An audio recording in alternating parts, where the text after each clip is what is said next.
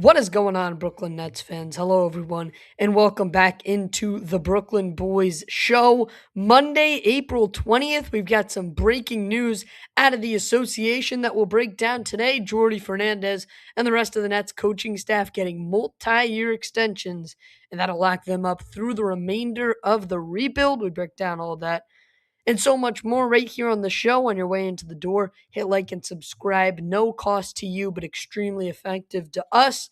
Helps us grow the channel a ton, pushes our content out to fellow Brooklyn Nets fans, and it only can grow the community. So we appreciate your support and your interactions. Sham Charania was the first on the case earlier this afternoon, telling us that Jordi Fernández and the entire Brooklyn Nets coaching staff got extended. Now, look, this was a move that we expected to happen at some point throughout the offseason, whether it was before or after the draft. But Sean Marks decides to get it done and get it out of the way before the lottery, which is extremely understandable. Look, right off the rip, I think this is a good move. It solidifies him through the rest of the rebuild. The Nets have a little bit of stability in places, and this was a good hire to begin with 2 off seasons ago. And I think this is the front office just one-upping themselves and saying, okay, we got this right.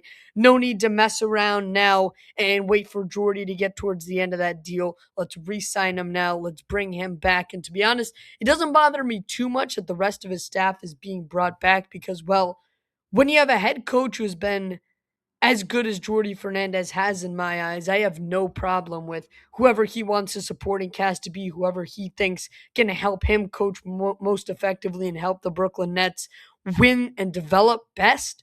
I don't really care who that is. He can probably tell you a heck of a lot better than I have, being a guy that oversees them and is in the locker room every single day.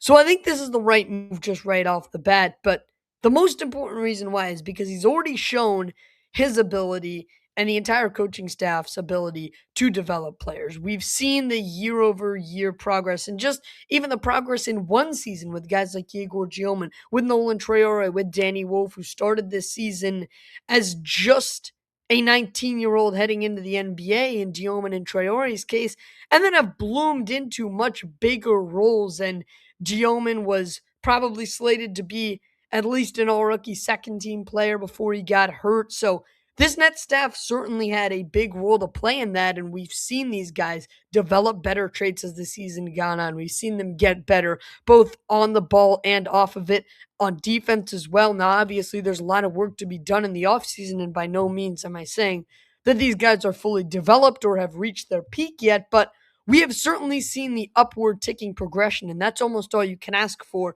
in a rookie year where the team ends up winning 20 games. So that is certainly the most important part, but let's also not forget that he has provided, he's gotten the most out of terrible rosters in his first 2 seasons in Brooklyn. Like, he has provided a heck of a lot more hope than you would have expected when he came in the door 2 off seasons ago. I get it.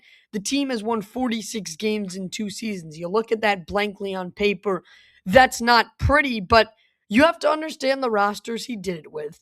You have to understand that there are numerous games, both this year and last year, that Brooklyn wins, if not for a G League caliber starting five in many games and a rotation that consists of guys Jordy simply didn't want to play, but the front office constructed the roster to lose and to get a draft pick these last 2 seasons. And Jordy has still been able to milk the most out of almost every single player on this roster. He's been smart with the roster management. He's made good calls from Long Island. He's made good calls for when guys' times are up, like Cam Thomas.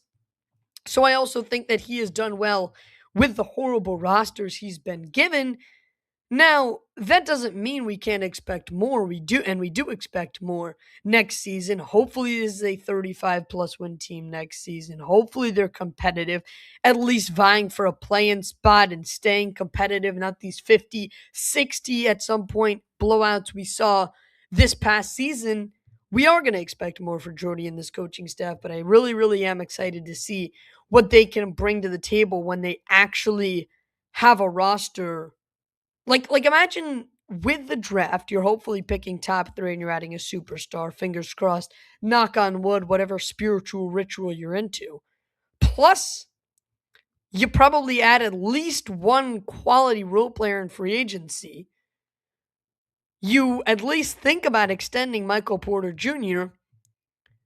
And next year, you're also not going to have to make up injuries just to excuse guys from playing in games and sit them out for lottery positioning. So next year should be the true test of what we're going to get out of Jordi Fernández. I really, really do hope that this team is a heck of a lot closer to 500. Hopefully, can get to that 41 win mark. That'd be a dream, I would say. 41 wins and, a 7 seed next season, or heck, shoot for the moon, 50 wins and a 6 seed if you're really, or a 5 seed if you're really trying to go crazy. But to me, it's all about the practical development, the practical positives that we've already seen here. So I could keep speculating for hours on end of what his career map is going to look like, but I'm not going to. I'm just going to use past precedent to realize that the Nets made a good decision to hire him in the first place. This is just the front office following up on that and bringing it to fruition that Fernandez will be the guy. And I also think this sends an important message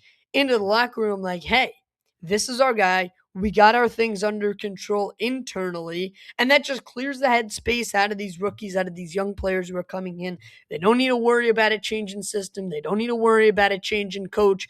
Brooklyn's got it under control in terms of coaching staff that just shores up that they're going to be able to go out there and focus on their basketball. And sometimes going through a coach swing, just ask Doc Rivers, can truly break up a locker room. But the Nets are able to avoid that by getting this out of the way pretty early. So again, this was a move that was expected this offseason, according to multiple league sources.